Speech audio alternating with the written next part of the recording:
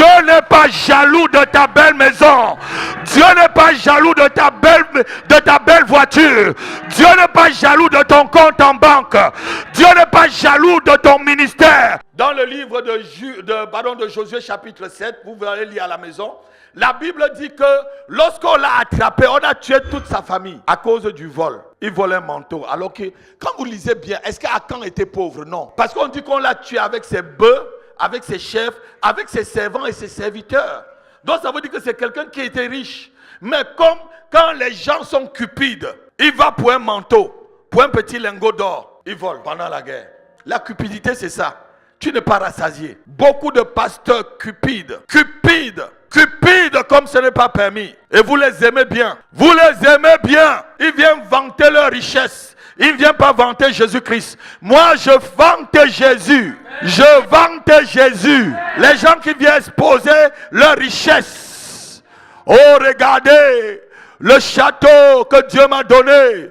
Dieu m'a béni. Les bénédictions matérielles ne dépendent. Ce n'est pas Dieu qui bénit matériellement. Dieu donne à tout le monde. Ça, c'est la bénédiction générale. La bénédiction spécifique, c'est ce qui vient de se passer tout de suite. Où je peux demander à un démon, pas de ta vie, et ça te libère. Où je peux dire à une maladie, c'est fini. Tu commences à quitter la vie de ma fille ou de mon fils. La maladie part. Ça, c'est la vraie bénédiction. C'est la bénédiction qu'un homme ne peut pas avoir, un médecin ne peut pas avoir, aucune connaissance scientifique ne peut te donner cette bénédiction. La voiture, les maisons, tout ça, tout le monde peut l'avoir. Il y a des princes de l'Arabie Saoudite qui en ont tellement que ils en ont.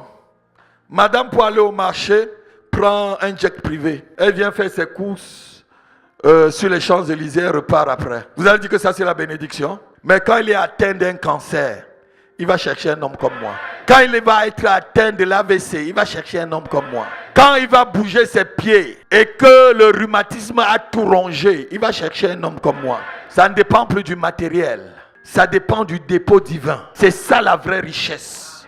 C'est le dépôt divin que tu as. C'est le Saint-Esprit. La Bible ne dit pas que Dieu est jaloux de ta maison. Dieu est jaloux de tes voitures. Dieu est jaloux de ta beauté. La Bible dit que Dieu est jaloux de son esprit qui est en... Non, quelqu'un n'a pas entendu. Quelqu'un n'a pas entendu. Je croyais qu'on devait me donner un amen comme un tonnerre. Dieu n'est pas jaloux de ta belle maison. Dieu n'est pas jaloux de ta belle voiture. Dieu n'est pas jaloux de ton compte en banque. Dieu n'est pas jaloux de ton ministère. Dieu n'est pas jaloux du nombre de personnes qui te larguent sur Internet. Dieu est jaloux de son esprit. Dieu est jaloux de son esprit. Et c'est ça le dépôt divin. Dieu est jaloux des arts de l'esprit par lequel tu as été scellé. Dieu est jaloux de cela.